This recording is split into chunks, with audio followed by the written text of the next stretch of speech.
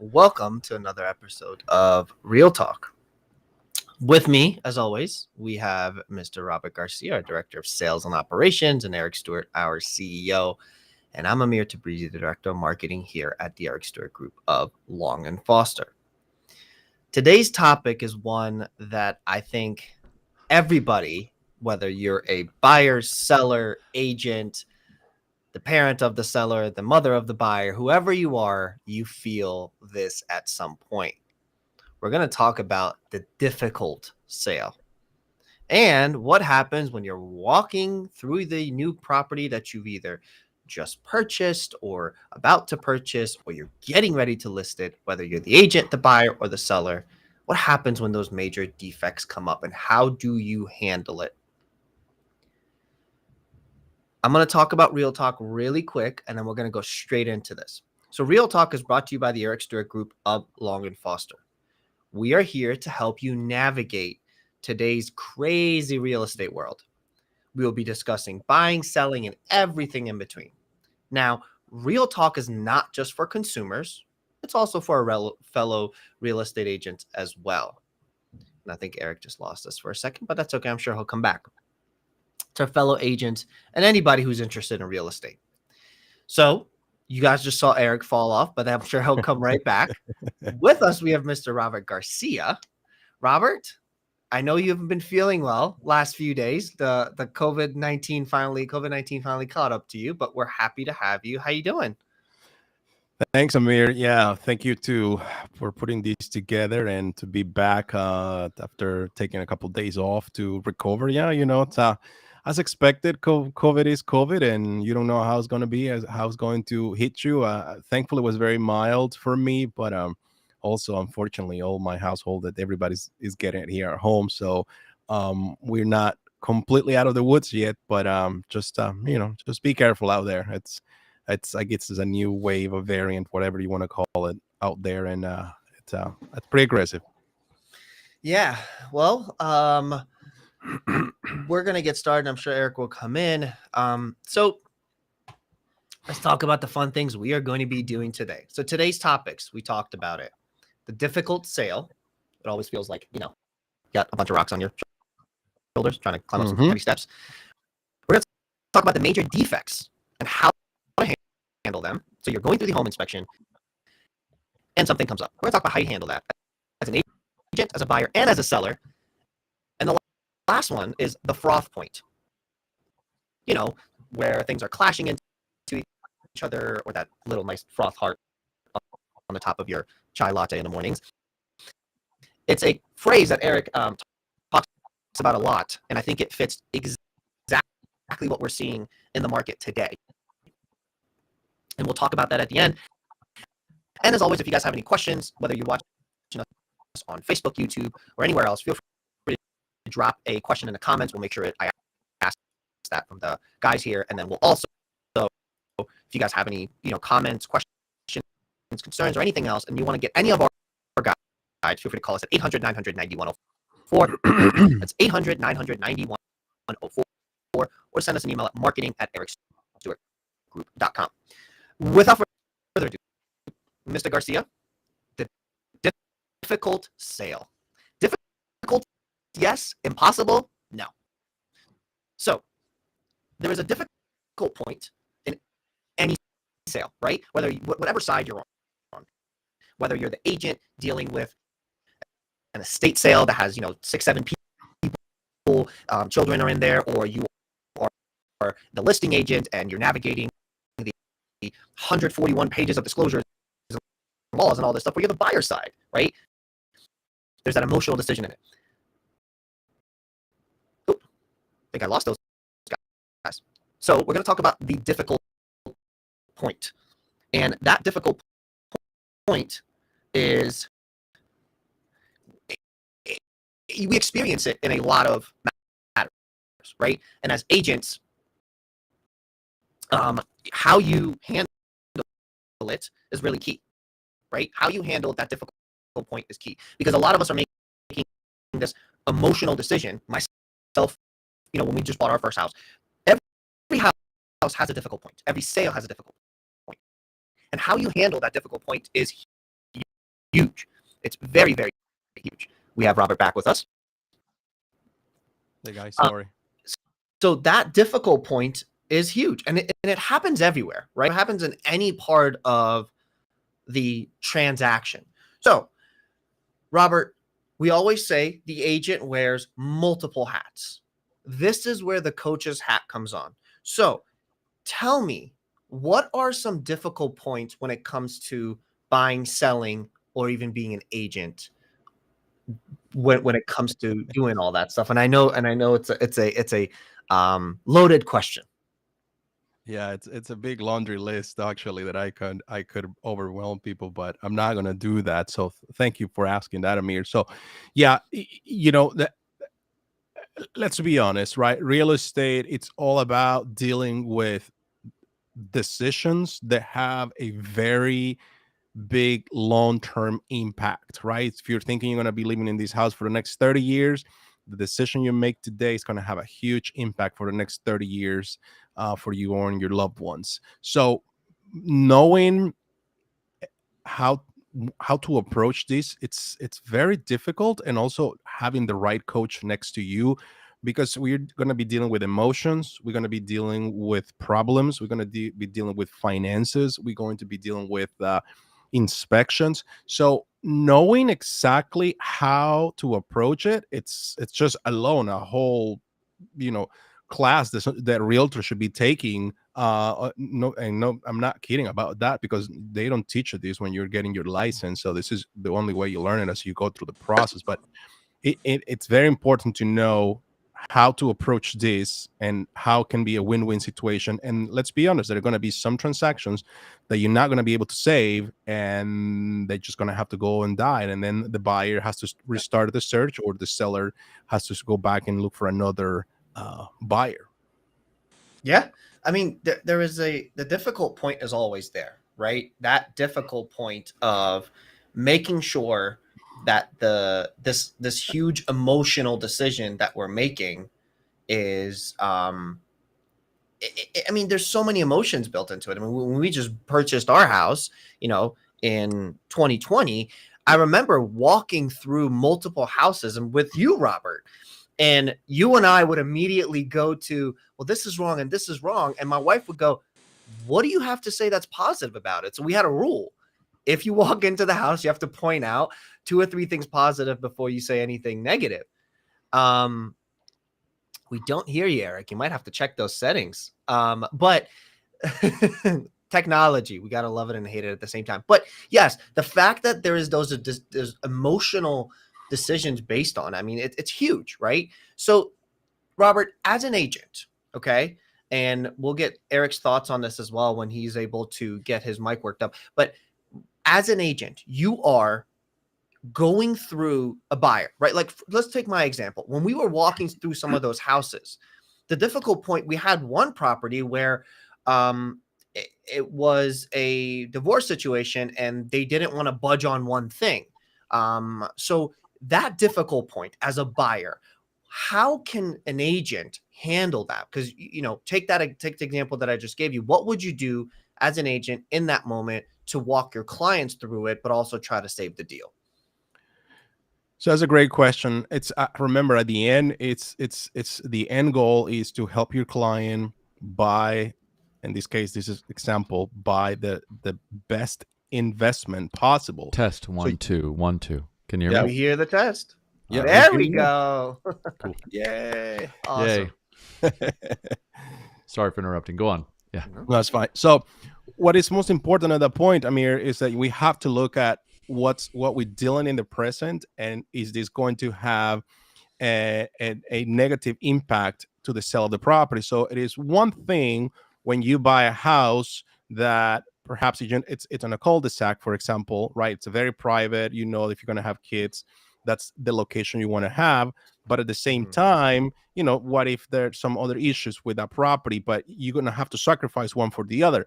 It's a whole different story when you're going to be buying a house that is on a busy road, there is no privacy, and you're planning to have kids.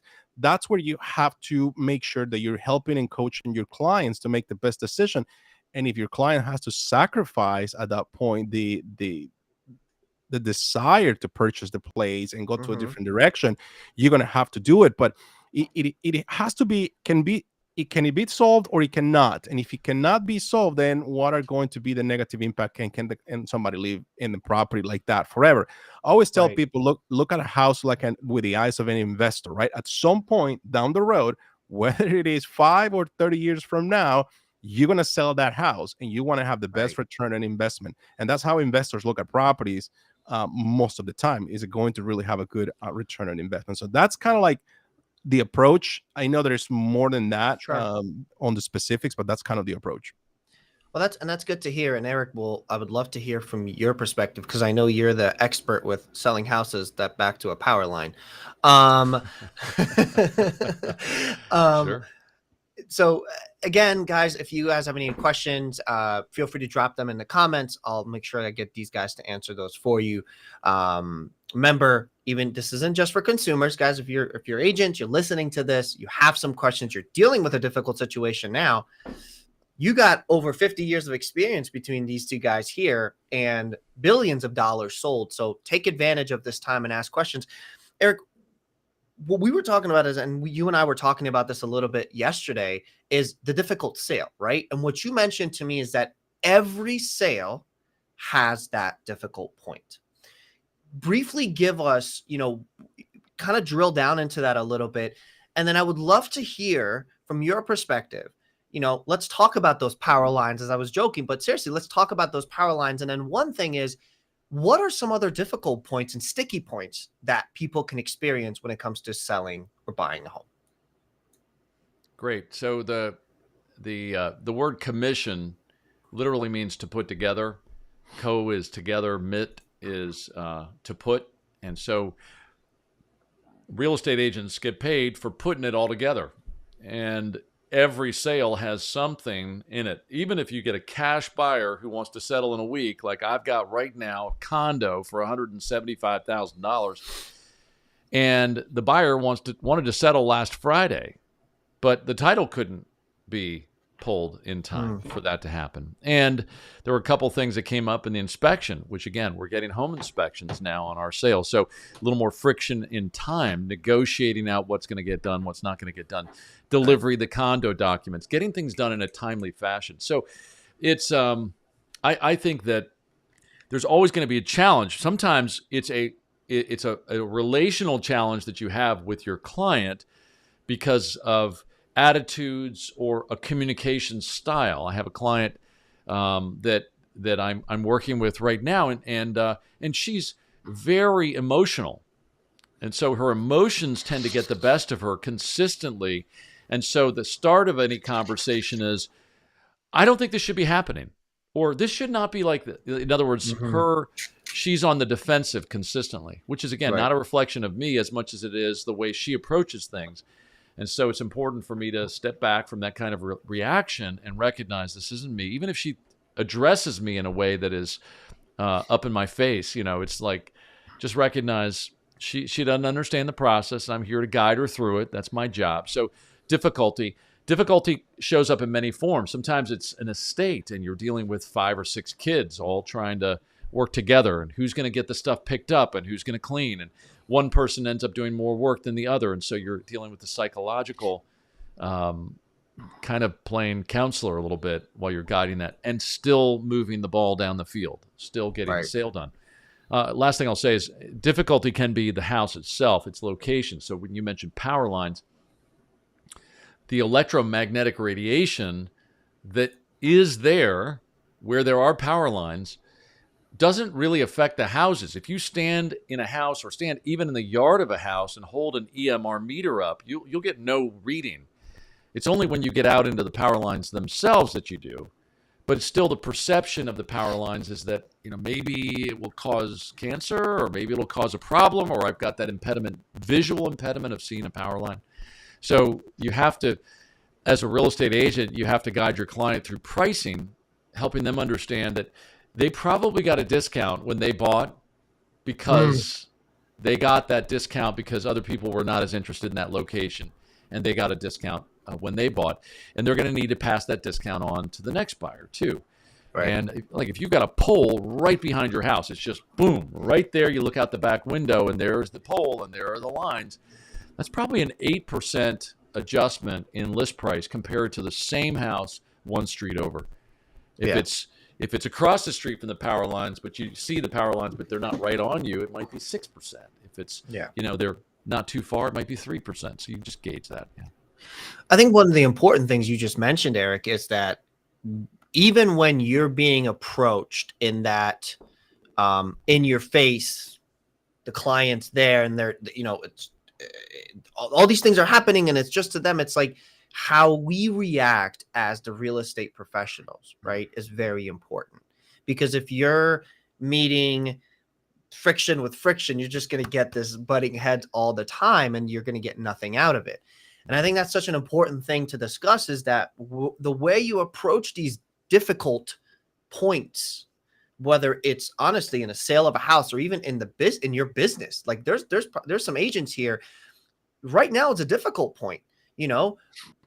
Rates are going higher. People are tired of losing out on contracts. Listings may not be getting as many. So there's difficult points in everything. And from a marketing perspective, and I don't know if you have anything to add, Robert and Eric, from a business owner and an operation and sales perspective, but from a marketing perspective, these moments in time, right? The recession time or what happens. And this is where businesses grow or businesses fall, and how you react to these bull and bear markets and the difficult points is what makes or breaks you, because there's a lot of scary in the world, right? We don't know what the markets are going to be like. We don't know what the housing market's going to be like. We don't know a lot of things.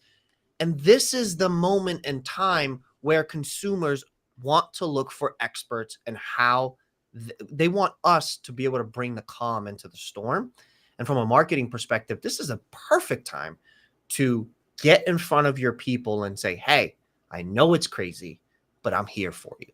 So, Eric, from a business owner perspective, and you've seen many recessions and many bull and bear markets through your experience and through your time as a real estate agent, how would you and what do you do now to make sure that the team stays calm? Or because if we're anxious, so are our clients. Good point. And I think anxiety is running in the streets right now, right? Anxiety is running in the streets across everybody's purview. Mm-hmm. I don't care where you are. I don't care who you are.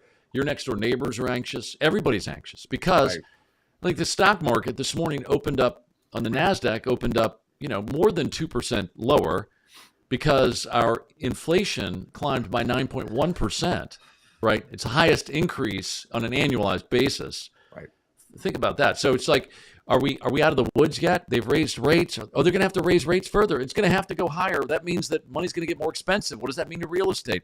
Yeah. It's all, we all got used to comfort where everything's moving in a certain direction, and all of a sudden this action has of the river of great market has hit the ocean, which is that much stronger, and has overcome it, and basically has corrected what has been going on. We now are in a changing, anxious kind of market. So how do we handle that? So it's important that we recognize that, everything's normal, even in this moment, which means, what does that mean? It means, hey, it was never, ever, ever stable. It's never been. There's a perception of stability because, wow, prices are going higher a little bit. Everything seems good. Interest rates are lower. But goodness gracious, in my career, when I got in the business, rates were 11 to 12% when I got in the business back in 87. And that was off the high of like 20% just 2 years before that. So we went down to 2.5%, 3% during a pandemic because of concern that we didn't keep things operational. We pumped trillions of dollars into the economy, which is very inflationary, and inflation came. No surprise. We knew it was going to happen. It came. Rates have jumped. They may jump higher. Yeah. I think the thing is, again, keep a level head. And for us, it's do the basics well. Take care of your clients. Let them know. Ask them how they're doing. How are you doing with what's going on? And when they say, hey, I'm really anxious about it, say, look, I can understand you're feeling that way. I felt the same way. What I'm finding is, that's the feel, felt, found method of communication, is try to understand where people are, recognize and help them understand that you have been there too. and then help them understand how we're going to get through this. Okay. Feel, felt, found. Love that one. And I think one important thing that I want to highlight before we go to you, Mr. Garcia, and maybe you can talk to us about how you handle it from an operational perspective, and also because the agents are, you're the first line of defense for the agents, for our agents on our team. Maybe you can give us some examples of how you've been able to set that calm. But one thing, Eric, you mentioned, which is really, really important to highlight, is acknowledge that it's a crazy world. Don't put blinders on and pretend like everything is rosy and dandy, or don't put blinders on and say the world is, crashing. It's huge, because when you admit it, then you can fix it. And you mentioned something, and we're going to get to this towards the end. We're going to talk about the froth point, because you mentioned that there's these two forces that are coming together right now in the market with rates and inventory and so on and so forth. So we're going to talk about the froth point later, which I think a lot of our agents will really resonate with and understand that this is where we are in the market. But Mr. Garcia, give us some examples and some things that the agents, and honestly, this is not just even for agents, the buyers and sellers can use these methods as well. What are some things you're seeing out there? So it's for like anything in life, in sales or any industry you're in, it always is a mindset problem. Like anything in life, it's always a mindset problem. So when my realtors come to me freaking out about what's going on, first thing is, okay, tell me your actions, I'll tell you your outcome. What I mean by that is, well, yeah, I just came from watching, news for the last 12 hours, and I had CNN, Fox, and every MSNBC on every screen I can. And I was watching the news. Okay, now I know how you feel like that. Or it's different. They say, well, you know what? From 12 hours of prospecting, writing notes, calling my clients, sending happy birthday notes, and so on, then I know what kind of outcome and mindset these people are going to be. So it's about the actions. Now, as a real estate agent, the worst thing you can do when times change, it's not take any action. And you have to take actions on your prospecting, actions on your personal health, on your finances, because things are going to change. I mean, let's be honest, right? You see big corporations like Tesla, they announce, well, we're not going to sell as many cars in the future. We have to just let some people go. Like just that's just the way it is. Or we need to source materials in a cheaper way without sacrificing quality. So you have to do all those adjustments, but it's always in the mindset. And I always tell people, tell me when you come and freaking out, tell me what you were been doing in the last 24 hours, because I know exactly what's going to happen. And news are always going to sell whatever they need to sell, because that's their job, right? That's how they make money. But you are the one that have to bring to people the peace of mind. I had a client that recently had a transaction that fell through on the appraisal, $90,000 gap on the appraisal. It was a huge blowout for everybody, buyers and sellers. And the contract died, everybody went away, made one price adjustment because maybe we're too aggressive. I was on the listing side, but the buyers still, they were just lingering around. And I stayed in touch with the other realtor, and I just convinced the other realtor. He was saying, well, they're going to make an offer on this house. And I said, well, it's a great house, but I'll tell you why, my listing is better. And after a lot of going back and forth, we finally revived that dead contract one more time. And we just settled last week. The transaction just went to settlement last week. This is from like late March, just early July that it went to settlement. And it's just to tell you that there's no straight line in real estate. I mean, it's never going to be. You always have to take these changes and make these adjustments. But what it matters is, Eric says, we put it together, right? If it takes 6 months, it doesn't matter. You still put it together. And that's all I can probably encourage people. Just don't give up. These are not times to give up. These are times to double up on your actions. Yeah, good. I mean, yep, well said. I agree with you. Excuse me, Amir. I think that the persistency, just being persistent in your process, okay, and doing so, but also recognizing that comfort, bringing people to that point of comfort while being persistent, and recognizing that your client's emotions are going to continue to be anxious all the way till closing.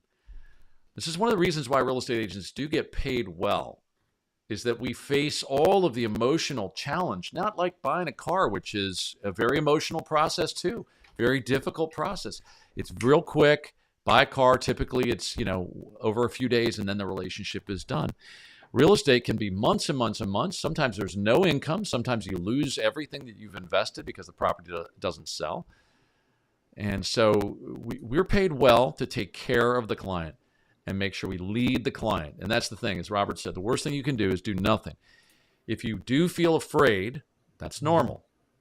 Go out, take a walk, write down, hey, what are the things I'm afraid of? I'm afraid of not having enough money. I'm afraid of whatever. Whatever it is that you're afraid of, write those things down. Right. And then think, what are the concrete steps I'm going to take in this situation? Well, I want to lead my clients. I'm going through the process right now of getting some price adjustments with some of my clients where the price was too high for the market that we're in currently, and I've got to get my clients to see that. And doing that with enthusiasm, kindness, and enthusiasm, but also with conviction. Yeah. Hey, good news is there's still plenty of buyers. I mean, we could be in a market like we were back in 2009, where all of a sudden it was like a ghost town, right? For 6 months. We're not in that market. We still got plenty of buyers. People want to buy. Rates have gone up. The world has not crashed. So, yeah. Yeah. I mean, persistence, acknowledgement, don't give up, continue doing what you were doing, be the calm in the storm.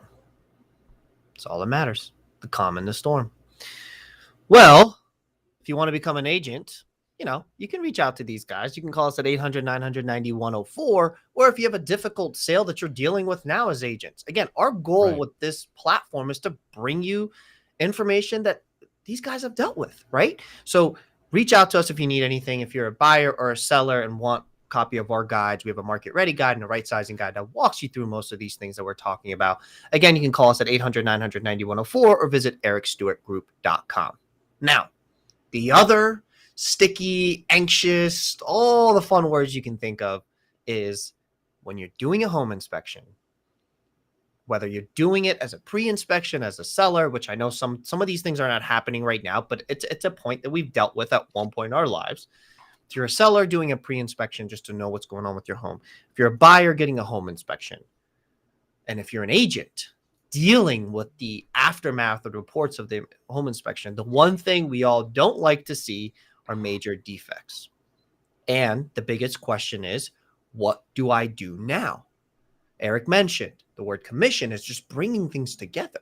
And that's why we talked about this a few weeks ago, is like, why are some agents worth more than others?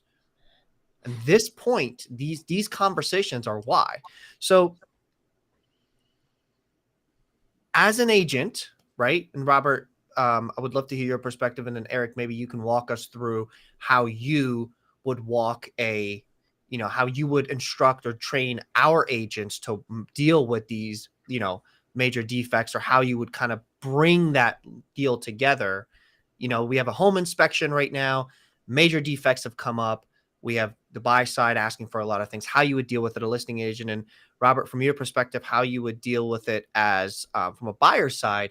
What do you do when those major defects come up? So if you're on the buyer side, the buyers are always going to have two questions in their minds. Number one is, how much is this going to cost me? This defect is going to cost me. And number two, who's going to pay for it? And when they ask who's going to pay for it, it's with the understanding and wishing that the seller hopefully will be the one to do so, right? So that's why I always tell people, say, listen, this is not a time to panic. This may look like that crack in the wall, in the foundation wall downstairs looks pretty bad. It's not a time to panic. Let's just take a look what it is. So let's just get another opinion. We'll get an extension on the contingency. Let's just get a professional opinion from a structural engineer or somebody else to come over to tell us, what is the long-term solution and what is the cost of it. And once we have a whole plan of action, a whole picture, then we can go back and present that to the listing agent to say, listen, your clients have a big issue in their hands right now. This is what they have. This is what's going to cost. Can we start working on? And then that's a conversation, and it's a negotiation again. Negotiation it opens again. Just the fact that you ratify a deal, and if you are an agent, you think you ratify a deal and you're done negotiating. No, there are negotiations even on the day of the final walkthrough that a knob of a dryer machine, it's not working or not turning, that becomes it's a negotiation, or the remotes for the garage, are not working or not syncing. I mean, we've been Dealt with there. that. Yeah, so we've been there, we've done those things. So, but it really looks like that. Now, if the buyer really does not want that property, then you have to have a conversation. Say, look, this is what has cost you so far to get to this far in the deal. This is what you're going to be losing, and this is what you have to start all over again. And the time, it's very important. And keep in mind that if this buyer has already given notice to the landlord because they were renting and they need to move out, and their time is constrained now, they don't have a lot of time, the chances of finding another property like this, I don't know. In this kind of market, I don't like for buyers to take that kind of bold action. Just say like, screw it, I'm just going to void this contract, and I'm sure I'm going to find another house, but I have to close in 25 days. It doesn't work like that. That's why the realtor has to be the one in control to make sure that you keep this thing together as much as you can. And there are times that you cannot. And then you just got to be honest and say, okay, you don't want it. You don't want it. There's nothing I can do. But as Eric said before, there are emotional clients, and you have to read their emotions, because sometimes they'll be frustrated. And when I sense frustration, I sense that maybe husband and wife are not getting along in the process. They're arguing over different things. I say, you know what, why don't you guys sleep over this and we talk tomorrow morning, and everybody next day has a whole different perspective, rather than try to solve a problem and at that moment of time. Yeah, huge. Eric, so we just heard kind of the buyer perspective of it, right? Like from a buyer agent perspective. From a listing agent perspective, I know we didn't see a lot of home inspections in the past, 18 to probably 20 months, maybe even 24 months, however long, that we've had this market. But in general, because everything is normal, as we said, this is normal times, right? I mean, we have to look at it that way. How do you coach your clients to walk through the negotiation or the proposal that Robert, who's representing the buyer, has brought to your attention? So first of all, the best thing is get that information in your client's hand as soon as you receive it. So read it, know what it says, have read the inspection report, so you can discuss this and know in your mind what it's probably going to cost too. So I always walk my clients through two lists. The first is, if there's 10 items, I would say, let's talk about the things that I think you have to do first. Okay.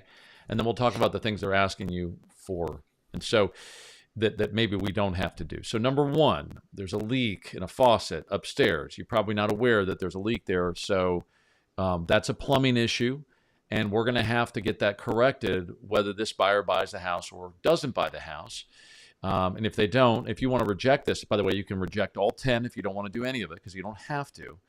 But if you do, we're now on notice that there is a defect in this plumbing fixture. Or if there's an outlet that's broken, we're now on notice that there's a defect, and we'll have to actually put that in our disclosure that we're aware of this defect.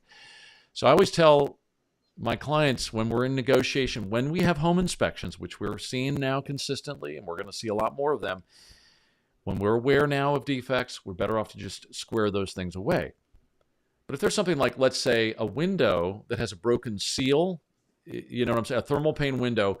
Thermal pane windows work like this. You have two pieces of glass that are sealed together, and there's a gas that's put between those two panes. It's called argon gas.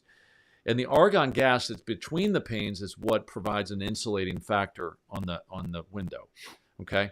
If the window has a gasket, essentially, if you think about this picture that I'm drawing of a window in this shape, the gasket is actually a piece of rubber that surrounds and pulls the two pieces of window pane together. And when that gasket fails, the argon gas leaves, and you'll oftentimes see windows that have fog in the middle of them. And that's because it's still a window. It still works as a window, but its original functionality as a window, which was to give an insulating barrier, is not working the same way that it was originally intended. Question comes up, do I have to fix that now that I've been told that the seal is broken? And the answer, in my opinion, is no. You just run the risk that somebody won't like looking at it, but it still works as a window. So it's functional. It doesn't give you as much insulating benefit, but it's still operating as it was intended, as a window that brings light in, gets foggy certain times, that kind of thing. So walking the client through those lists and helping them see it. And I have a sense usually of what it's going to cost to get something fixed. Like if we did everything, if we're in a situation where I've got one offer, I think that price is really good, I'll tell my client, we don't want to risk losing the offer we have over $4,000, because even though you don't want to spend 4, you may end up losing 20 because we're going into a market that's drifting lower right now. And today's low price might be tomorrow's high price. Today's low price might be tomorrow's high price. It's key. So last question before we move on to our last topic, which is the froth point. As Amir, director, your microphone is not working correctly. Is this better? It's got a lot of fuzz on it. So, well, let's see if we can just go straight to the froth point, Eric. Okay.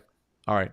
So the froth point. So what is the froth point? This is a sample of how the market acts. Now, if you think about how a river reaches the ocean, and this is what you're looking at here, is 2 pieces of energy. One is a river that's coming into the ocean. The other is the ocean confronting that river. And it's a lot of volatility as a result of that. When interest rates were rising a little bit, that actually increased the energy on the river coming into it, because folks became anxious. I better buy now because rates are rising. And the affordability was just a little bit less affordable during that window. But as rates continued to rise, that started to undercut the strength of the river of demand that we had, to the point where we finally got to rates at 6%, and the energy of the ocean, that huge energy of an increase, a doubling of interest rates from 3% to 6%, plus the energy of price increase, finally brought this market to a complete a change in course. In other words, the energy of the ocean overcame the energy of the market being a river coming into it. We were very healthy. Everything was moving along just fine. But with the inflation of the cost of money, think of how 2 energies, a river and an ocean, might meet. And that froth point is when they meet, and then boom, there's that moment. And that price that I was getting for houses I was putting under contract in late March and in April was just extraordinary. Anybody who was selling homes at that point in time saw that. House I put up for 1.2 sold for 1.452. I'd have a hard time getting that to 1.352 right now, because there just is not the demand. So we're about 10% below the froth point right now, and probably we'll see more pressure on that, especially if we see the inventory increase. And why would the inventory increase? Because more sellers here, prices are coming down. They hear something at last, and they're like, well, maybe I need to sell now. And they come into the market, and maybe they price too high because an agent wants that listing, and maybe they've missed the market, but it brings more inventory, and it's just, you start to see an increase, and then prices correct into that over time. Wouldn't surprise me if we see prices down another 5 to 10% if we see more inventory come into the market. Right now, inventory is still great. You can still sell your house as long as you're willing to take it off the froth point, in my opinion, by about 10, maybe 12%. So, Robert, do you have any thought on that? Yeah, no, I agree with you. I think the inventory will continue to grow, and your probably prediction of 5-10% in price change, I think we're going to see it. As already some of the big websites are struggling with the algorithms that provide a estimate, because they are completely lost. They don't know where they are in the process right now. So they're lost in it now, that will call it, because they're completely lost in the process. Lost in it. Yeah. They've been lost. They have been lost. That's where it's going to create a lot of issues for a lot of people. And even like I was recently talking to this appraiser, he was saying, Robert, we really have to scramble right now to come up with the values for a lot of the properties, because there's really not a lot of inventory, and we are at least fulcrum point where I think prices are going to kind of start seeing a little bit coming down from the highest. So that's always a process right here, where people are going to change. So you're on spot on with your prediction on prices, and probably next year, who knows how prices are going to be next year because of interest rates are going to go up again. Knowing that now we have a 9% of inflation, there's for sure another 75 basis point coming as a hike this month and maybe next month. I don't know if my mic sounds better, but good. There we go. I was trying to auto tune a little bit, maybe sing some songs for you guys, but that's okay. I'll keep that for the next show. But I think please don't sing. It's okay, Eric. I'll MC it. You can sing it. You got the better voice here.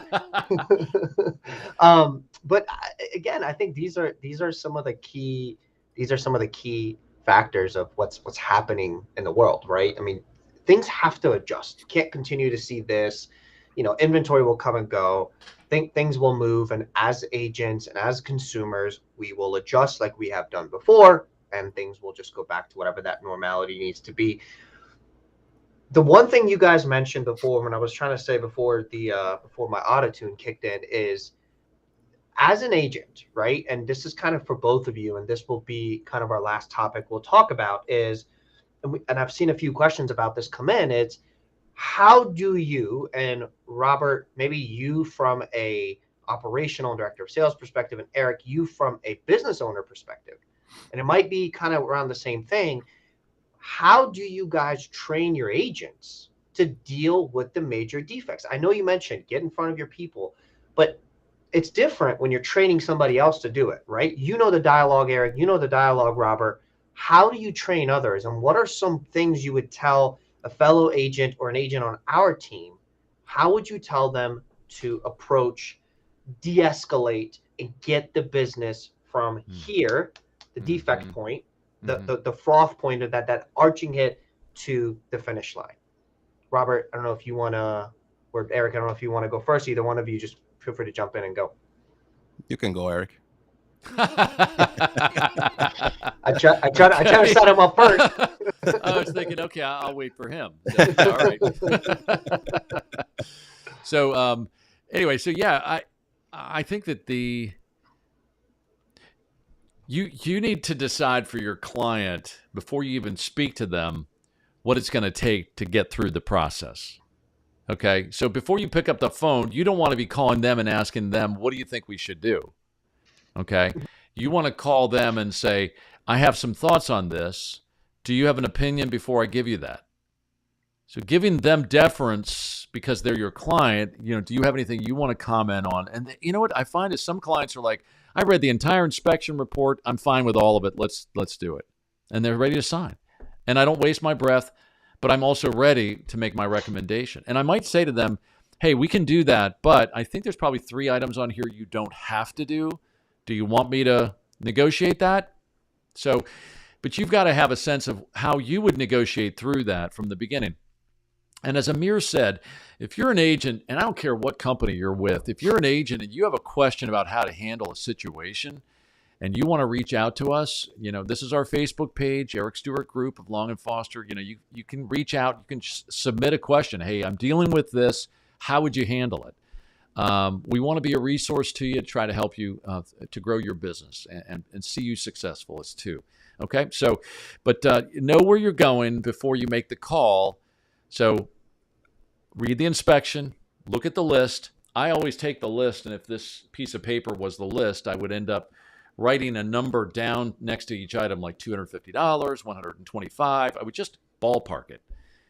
And then I tally it all up. It's $3,750. I'll call my client and say, here's what I think we have to do. It's going to cost us about $3,750 to do it.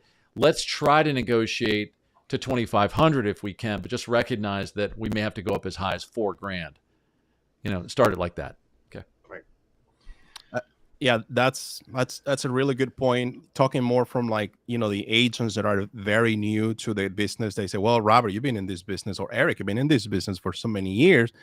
You already kind of know, in the back of your mind, how much would it be to to change a GFCI switch, right? So yeah, probably they are right. But what I always tell people says, number one is never call your client from a place of ignorance, meaning like always call to say, hey, I already have some thoughts on this. As Eric said, I already have a plan. This is what the research that I've done. This is what I have investigated, right? You always got to show your client that you've done the right thing.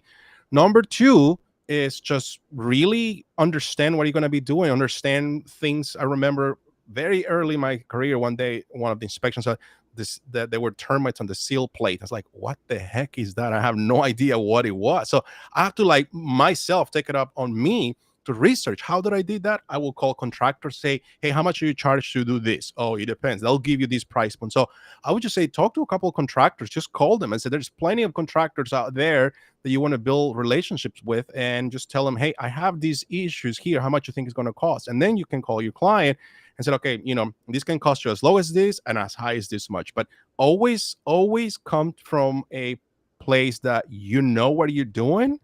Never come from a place that said, well, let's see what the client wants to do, right? Because then the client is going to be looking at you and say, well, actually, I was looking at you, Robert, the agent, to see what you wanted to do. Maybe you want to propose something. And as Eric says at the beginning, what he said is it's gold. When you call your client and say, hey, Mr. Seller, I have some thoughts on the inspection.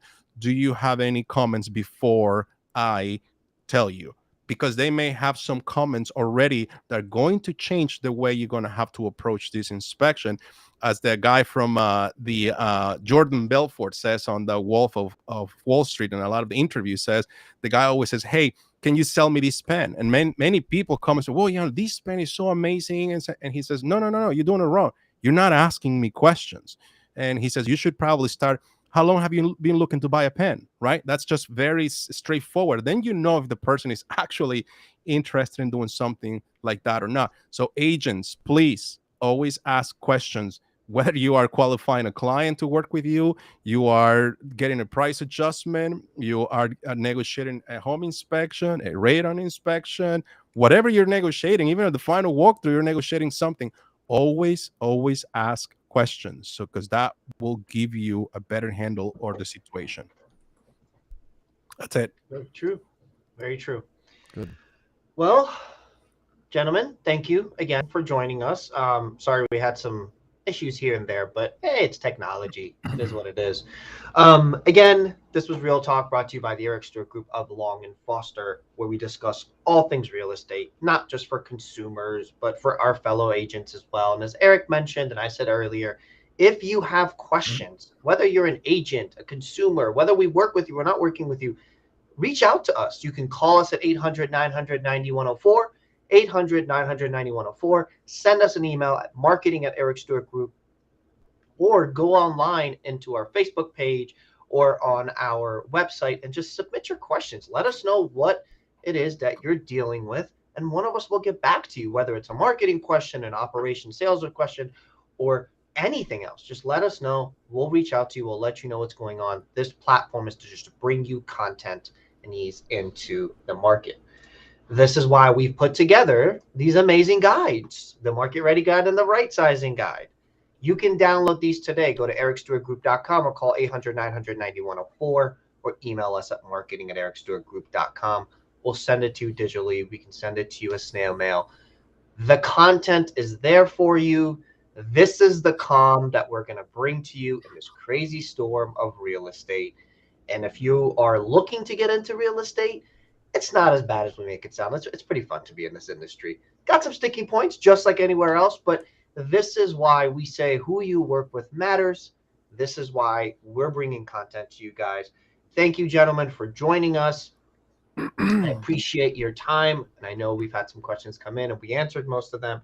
We will see you guys in 2 weeks on the 27th, and from now until then, keep safe, stay healthy, and we'll see you guys soon. Can I say one thing real quick? Absolutely. So the Market Ready Guide, which you just showed, this coming Saturday at 4 p.m.